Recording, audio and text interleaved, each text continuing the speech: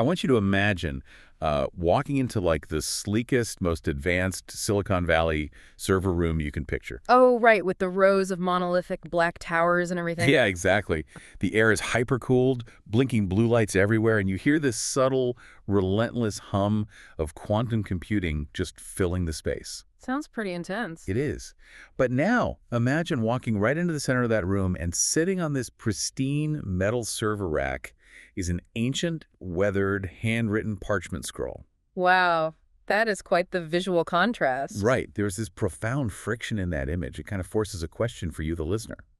Why, in an age of instantaneous, high-definition digital connection, does the modern mind still possess this, like, desperate, almost gravitational pull toward the slow, physical weight of ancient architecture? Well, I mean, it's a friction that fundamentally changes how we process information, you know? How do you mean? When you place the ancient inside the hypermodern, you aren't just creating a cool aesthetic contrast. You are forcing the human brain to abruptly shift its processing speed. Oh, interesting. So it's a mechanical shift. Exactly. The modern environment signals that information is going to be fast, disposable, infinite. But the parchment, that signals the information is hard-won, it's immutable, and it's rare. And that specific friction is really the doorway into our deep dive today. We are exploring a concept that we are calling the sensory architecture of inspiration. It's such a fascinating topic. It really is. We're drawing directly from this incredible piece of source material, Chapter 8 of a text called The Equilibrist. The chapter is aptly titled To Be Inspired. But we should probably set the ground rules for this exploration right away. Right? Yeah, absolutely. We need to establish the atmosphere here. We are stepping completely away from the cheap synthetic motivation of like internet platitudes. No live, laugh, love signs today. No, definitely not. We are stepping into an archival, almost antique gold atmosphere. Because this text treats inspiration not as some fleeting emotional weather pattern, but as a rigid physical state of being. Right. Okay, let's unpack this, because what we are really looking at is how a feeling transforms into physical architecture. Perfectly said.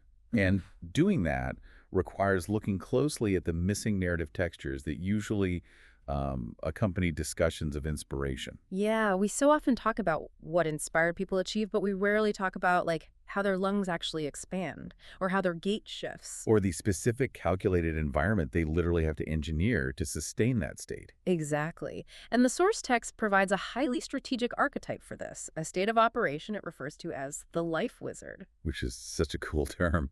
But the journey to understanding that archetype starts with the setting the author constructs. Yeah. We are introduced to Professor Cromwell-Smith. Right, he's preparing to deliver a lecture. Yeah, and the faculty has granted him a very specific space for it. It is a mid-sized auditorium that seats over 200 students, but it is explicitly described as an IMAX-style room. Wait, an IMAX room for a poetry lecture? I know, right? It's designed to engineer intimacy at scale. So you have this massive high-tech amphitheater where the acoustics and the sightlines are just perfectly calibrated. So the professor feels like he is speaking face-to-face with every single one of those 200 students at the exact same time. Exactly. And the architectural design of that room is doing some heavy psychological lifting. Oh, for sure. It represents the absolute pinnacle of modern communication. I mean, the ability to broadcast a singular message to a massive crowd without losing that illusion of a one-on-one conversation. But the technology of the room is almost secondary to the biological energy within it. Yeah, the text is really specific about that. It meticulously notes the hum, buzz, and murmur of the crowd growing louder before the professor even opens his mouth. And it notes his humility at this turnout, too. Yeah. Because poetry, as a discipline, rarely commands that kind of massive, vibrating audience. It's true. I want to linger on that hum for a moment, actually. Let's do it. We've all been in a room like that, right? Like before a highly anticipated keynote or a massive theatrical performance. It is a literal physical pressure in the air. Yeah, it's palpable. That collective energy isn't just background noise. It is the physical manifestation of cognitive readiness. You have 200 minds tuning to the exact same frequency. Generating a sort of static electricity of anticipation. Exactly. The lesson has functionally begun before a single syllable of poetry is spoken, because the audience has physically altered the room's baseline frequency. And Professor Cromwell-Smith recognizes that baseline immediately. He understands that to meet the massive buzzing potential of these modern students in their high-tech arena, he can't just match their speed. Right, if he throws a glossy presentation on that IMAX screen, he's just adding to the noise. So he has to subvert it. He performs this radical act of pacing. He literally transports them into a memory. He takes them out of the IMAX auditorium and places them in an old shop. Yeah, he describes his own mentor, a man named Mr. Newton Payne. And the sensory details here are just so crucial. They really ground the whole thing. He remembers his fearless mentor cheerfully waving off an old lady visiting from Liverpool. Which immediately grounds the narrative in something deeply human, right? It's slightly quaint and entirely analog. And then comes the focal point, an average-sized green and gold book. Yes. The mentor goes to a shelf, completely bypasses any modern conveniences, and reaches for a manuscript.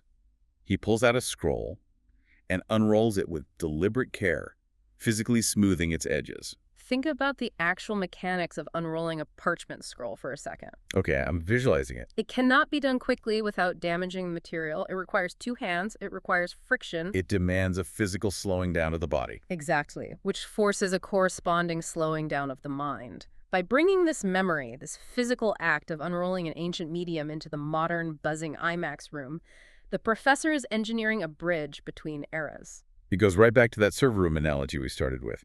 He is placing the parchment right in the middle of their quantum computers. I've always found that paradox so fascinating. Me too. We have all this technology designed to make the transmission of wisdom completely frictionless. Yet, wisdom only seems to truly anchor in our minds when there is friction involved. The students have the vast open potential of the modern world, right? But the scroll provides the gravitational weight required to keep them from just floating away into the noise. Reach without an anchor is just diffusion. That is a great way to put it. The scroll represents immutable, timeless substance. It has survived because its contents possess an enduring structural integrity. So the professor is using the physical texture of his memory to prepare the ground for a highly structured philosophy. Which brings us to the context of the memory itself. We aren't just watching a mentor unroll a scroll for fun here. No, we are witnessing a highly calculated intervention. The professor is recounting a moment when he was 18 years old. His name is Erasmus, and he is just absolutely paralyzed by fear. He is about to leave home for Oxford, right? Yeah, and the text captures this deeply universal human cycle here. The initial euphoria of his acceptance lasted only a few weeks, and then the reality set in. The jitters returned, stronger than before. He's drowning in anxiety. It is the ultimate cognitive whiplash of achievement. You climb the mountain, you feel the triumph, and then you look down at the sheer drop on the other side. And the impending departure date acts as a pressure cooker. So Erasmus walks into Mr. Newton Payne's shop, and he doesn't even try to hide it. He confesses, "I'm lacking determination. I am anxious and afraid." I read that and immediately thought about the mechanics of a panic loop. When you are in that state, your vision narrows entirely to the internal threat, Oh, absolutely. Your brain is running a diagnostic check on your own failures on a continuous, endless loop. And if a friend comes up to you in that moment and says, just cheer up, it'll be fine, it is profoundly useless. Worse than useless sometimes. It just bounces right off the armor of the anxiety. Because platitudes operate on the level of logic, and panic operates on the level of the nervous system. That is such a key distinction. The nervous system requires a physical override, not just a logical argument. And this is where we see the absolute brilliance of the mentor's strategy. He is dealing with a gifted mentee whose internal architecture is essentially collapsing. And the mentor doesn't immediately argue with the anxiety. First, he validates it. He says, "You do look like you are in need of counsel." He acknowledges the reality of the physical state, but then he changes the spatial dynamics of the room. Right, he looks over his glasses, which are perched right at the end of his nose, giving him that classic scrutinizing gaze, and he physically moves. He limps to the shelf. He creates a spectacle of unrolling the scroll. He is forcing Erasmus to break eye contact with his own internal dread and watch a physical, deliberate process in the external world. It is actually a technique psychologists use to interrupt panic attacks. Really, like a grounding technique. Exactly. You force the subject to track a moving object or engage a different sense. The mentor is utilizing the heavy, textured sensory reality of the shop to pull Erasmus out of the psychological void. But the physical spectacle is only the preparation for the literary prescription he is about to deliver. And the prescription comes with very specific dosage instructions. Yeah, before reading the text, Mr. Newton Payne tells the young man to take stock of his fortune, to look at the love that surrounded his upbringing. But he doesn't leave it at gratitude, which I love. He pivots to direct, almost aggressive commands. He tells Erasmus, don't stand in your own way. And then he instructs him to take hold of what life offers you by the horns, confronting whatever is unsettling you from within. Confronting whatever is unsettling you from within, that is not the language of a comforting pat on the back. No, that is an instruction to intentionally turn toward the shadow. The mentor understands that if Erasmus just tries to ignore the anxiety, it will completely consume him at Oxford. He has to confront the internal friction. So the mentor is functionally prescribing poetry as medicine. Which sounds a bit out there at first. It does. But poetry only works as medicine if it provides a structural framework stronger than the disease it's trying to cure. Right. The anxiety is telling Erasmus that the world is dangerous and he is inadequate. To counter that, the mentor reads the scroll, titled An Inspired Life. And this poem proceeds to outline the architecture of what it calls the life wizard. The terminology here is just fascinating. The poem describes inspiration as a magic incantation that transforms an individual into a life sorcerer. In contemporary language, the word wizard often evokes a sense of escapist fantasy, right? Like someone with a wand. Yeah, but the text is deploying it in an entirely different, highly pragmatic way. Right, this isn't about casting spells. The text specifies that these life wizards ask for nothing, but dispense wizardry in spades. I want to unpack the mechanics of that specific phrase for a second. Let's do it. What does it mean to ask for nothing in this context? Well, if someone is asking for nothing, it means they are operating from a state of complete internal structural integrity. Oh, I see.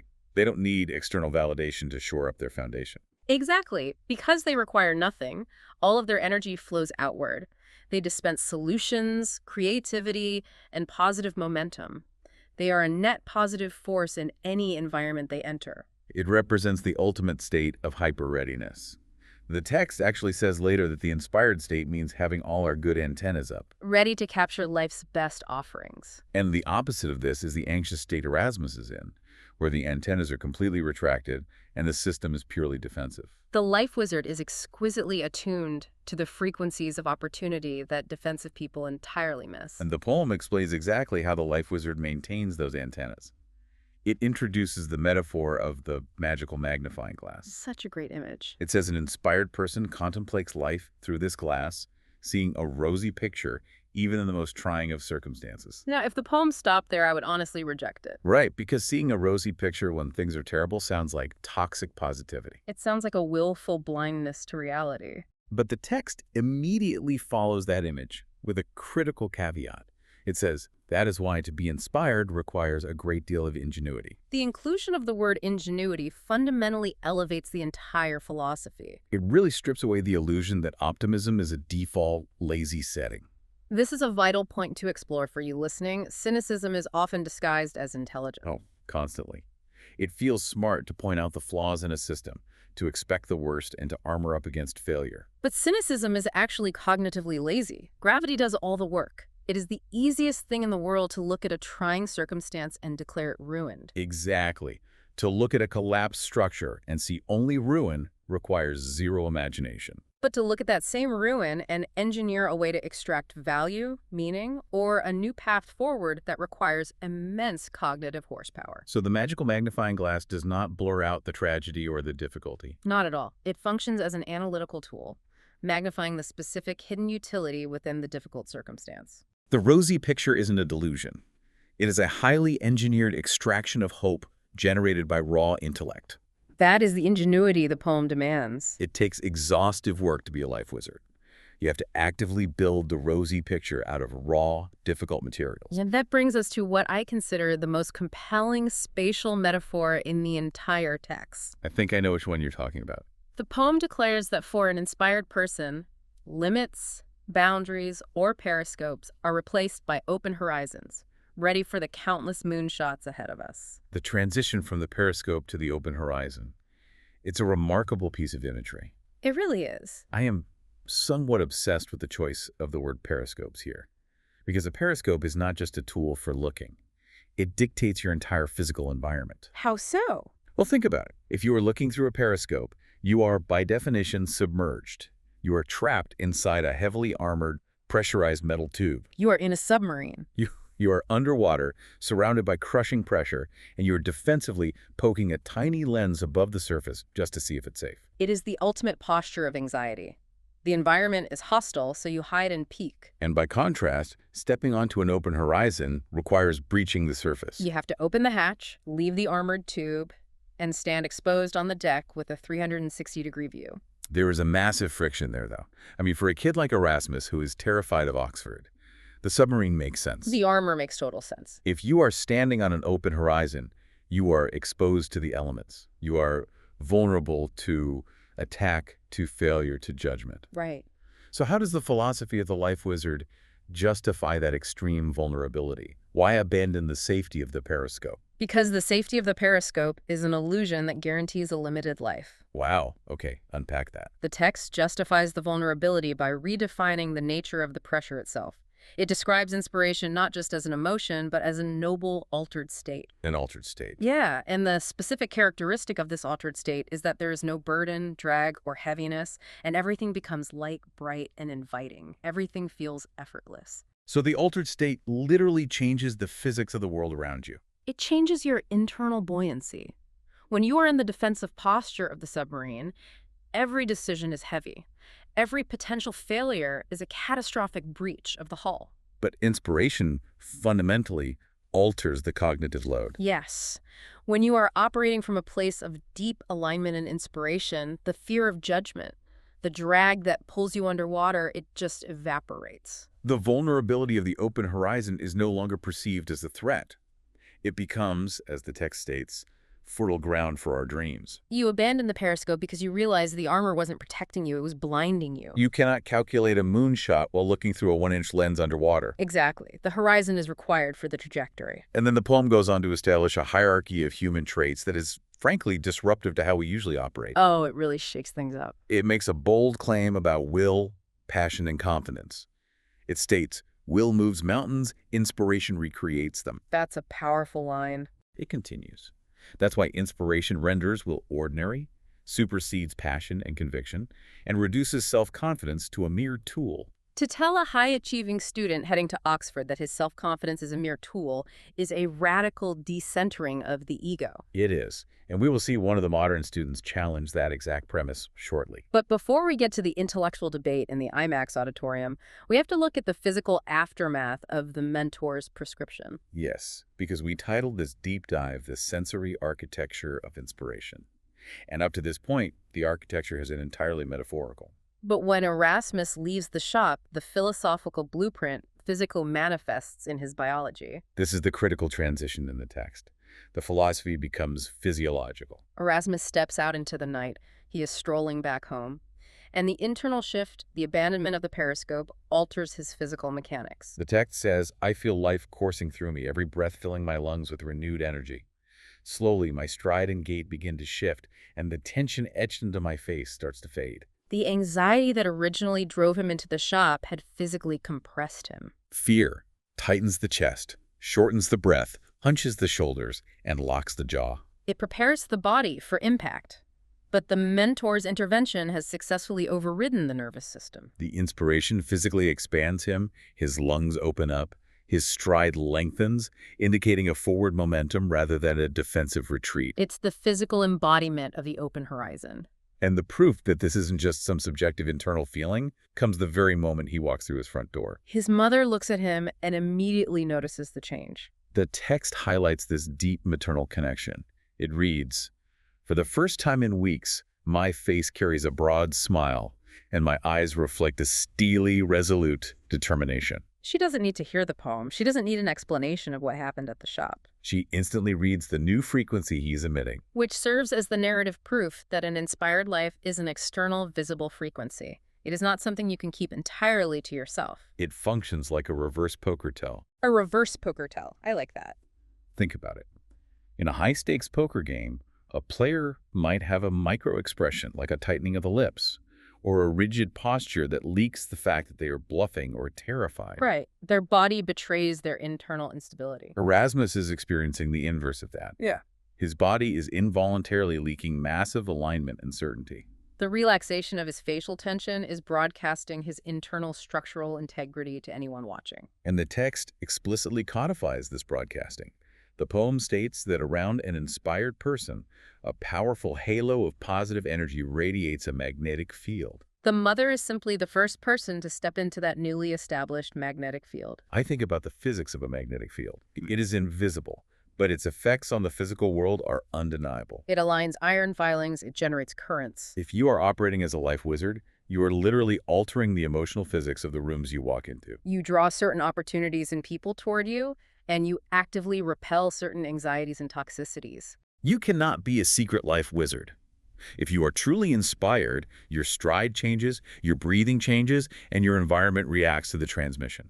That transmission carries us perfectly back to the frame narrative. Right, back to the IMAX room. Professor Cromwell-Smith finishes recounting this intensely personal physical memory.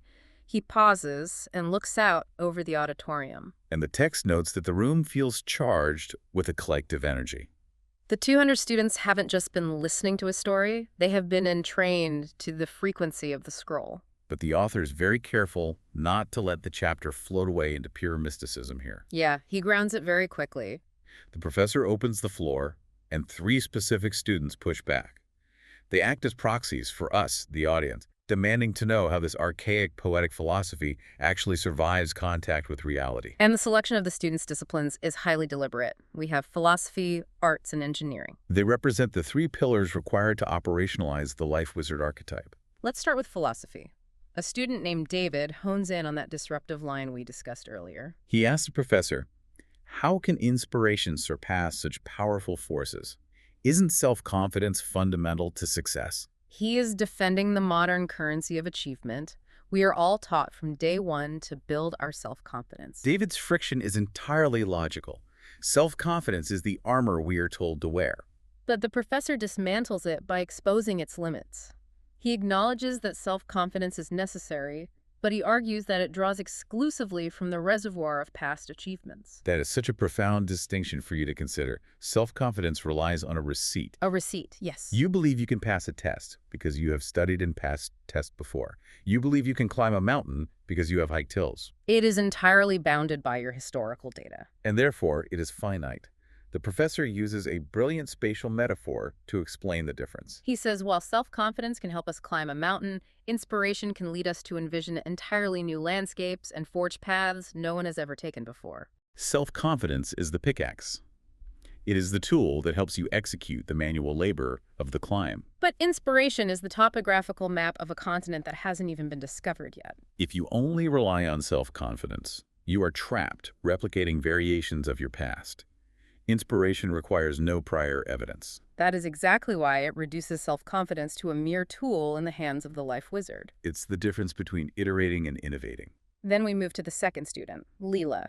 She is an arts major, and she asks about the specific line that says, inspiration is tuned and honed by our hearts. She questions the balance of the mechanism.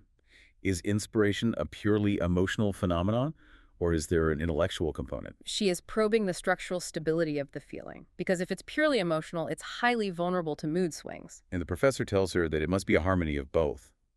The emotion provides the initial spark, the raw, unformed desire to connect or create. But the intellect is required to shape that spark into something tangible that can endure in the real world. This connects directly back to the ingenuity required to use the magical magnifying glass, doesn't it? It absolutely does. The emotional heart wants to see a rosy picture, but the intellect has to actually engineer the frame to make that picture visible and useful in trying circumstances. Emotion without intellect is just a fleeting rush. Intellect without emotion is sterile calculation. The life wizard requires the friction between the two to forge actual sustainable architecture. Speaking of sustainable architecture, the third student delivers the most critical question of the entire deep dive. Robert, an engineering student. He points out a contradiction in the text. He notes that the poem says inspiration can strike like a thunderbolt, a sudden violent flash of clarity. But the philosophy also demands that it be a continuous state of being. So Robert asks, how do we sustain inspiration in our everyday lives? How do you live inside a thunderbolt without burning to ash? It is the ultimate engineering problem. How do you capture an ephemeral force and convert it into a baseload power supply? I want to expand on this electrical grid metaphor because I think it perfectly captures the stakes of Robert's question. Go for it.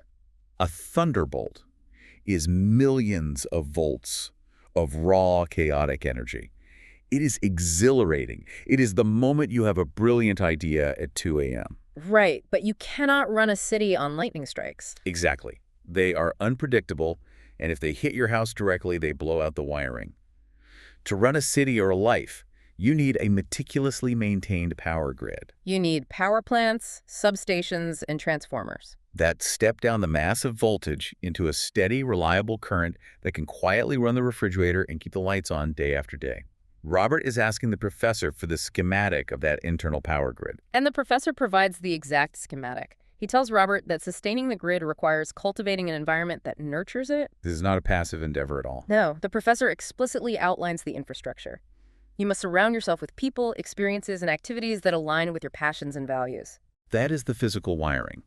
If you have a brilliant, inspired vision for your life, but you surround yourself with cynical people who operate out of periscopes, You're trying to run high-voltage inspiration through corroded, rusty wires. the system will short out. The environment is the infrastructure. Precisely. And then the professor provides the operational maintenance protocol for the grid, maintaining a sense of gratitude and curiosity. These act as the transformers and capacitors in your analogy. Gratitude grounds the system. It prevents the anxiety of lacking from surging and overloading your circuits, keeping you anchored in the present abundance. And curiosity keeps the system open, constantly pulling in small, steady streams of new energy, keeping the antennas up. The professor calls this the quieter, more consistent kind of inspiration. It is the steady hum of the baseline load, not the explosive, destructive flash of the thunderbolt. When you look at the sequence of these three students, David demanding the philosophical logic, Leela exploring the emotional and intellectual design, and Robert demanding the practical engineering schematic, you see the holistic curriculum of the life wizard. It requires the philosophical audacity to envision the open horizon, The artistic harmony to shape the vision. and the rigorous engineering to build the daily environment that sustains it. It proves that inspiration is not a passive gift bestowed upon the lucky. It is an active construction project. Which brings us to the profound conclusion of the chapter, where this entire complex construction project is suddenly anchored into a single biological reflex. The professor wraps up the lecture. The IMAX auditorium is quiet. The text observes that the room is filled with dreamy expressions and that most attendees appear to be elsewhere, journeying to faraway places within themselves. The transmission of the scroll has worked. He has successfully shifted the frequency of 200 modern minds using the friction of a memory. But the true triumph of the lesson isn't in their minds, it is in their bodies. The author highlights the specific, involuntary actions of the crowd as they begin to leave the auditorium. The text states, many, if not all, continue to take deep breaths, savoring each inhale as though they are tasting what it truly means to be inspired. Tasting what it truly means to be inspired. The metaphor crosses sensory domains, grounding the highest abstract philosophy into the most fundamental rhythmic biological function, respiration. I see this as a direct physical echo across decades. Decades earlier, young Erasmus walked home in the dark, and his breath filled his lungs with renewed energy, expanding his posture. Now, decades later, hundreds of students are performing the exact same physical expansion. The lesson has literally altered the respiratory mechanics of the room. I want to look closely at this deep breath.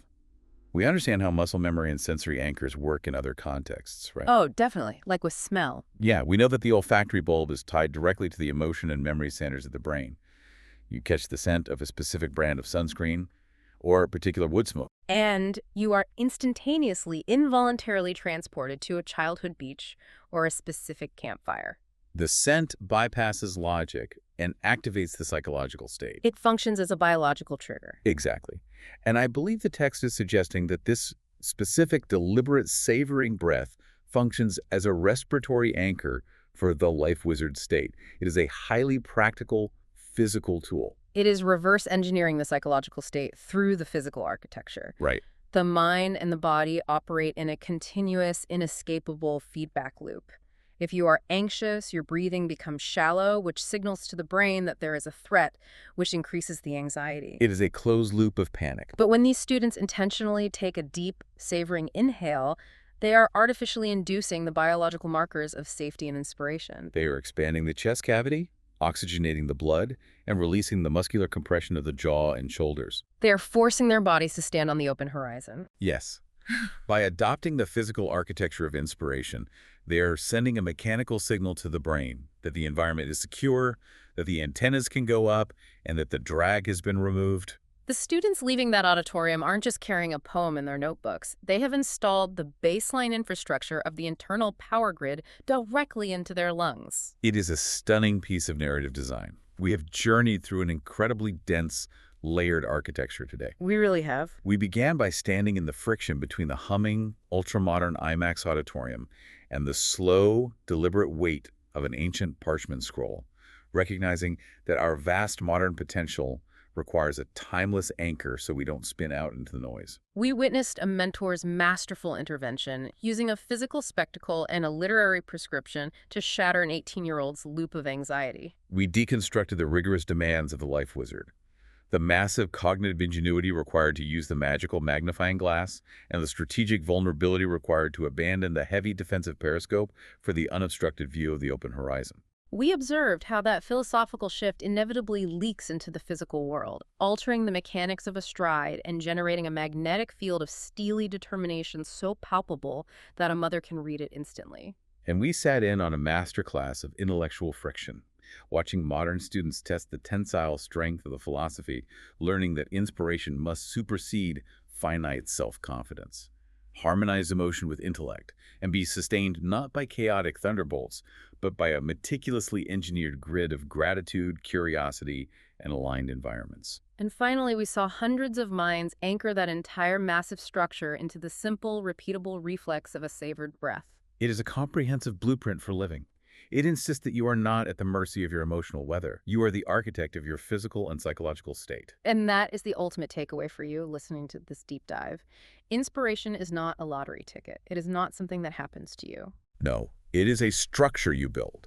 You build it through the massive ingenuity of your intellect. You build it through the ruthless curation of the environment and the people you allow into your power grid. And fundamentally, you build it through your physical posture, through the deliberate way you choose to expand your lungs in the face of trying circumstances. You have the agency to construct the life wizard within yourself. The materials are all provided, but the assembly is required. As we close this session, we want to leave you with a final thought to examine on your own, something that extends the blueprint we've uncovered today. We've established that the source text views inspiration as a literal magnetic field, a visible physical frequency that radiates outward, altering how we walk, how we breathe, and what kind of virtuous circles we attract. It is a continuous transmission. The signal never stops broadcasting. So, if that is the mechanical reality of human interaction, if we are always emitting a sensory architecture into the world around us, what kind of signals are you broadcasting to your own open horizon today? Think about it. If someone were to look at the mechanics of your stride or the baseline tension in your face right now, what frequency would they read? Are you transmitting the heavy defensive drag of the periscope?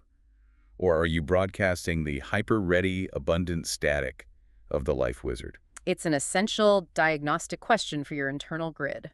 Thank you for stepping into this archival space with us today for this deep dive. As you transition back out into the friction of the modern world, wherever you are, whatever trying circumstances you might be engineering your way through, Take one deliberate, deep, savoring breath. taste the inspiration, build the architecture. We will see you next time.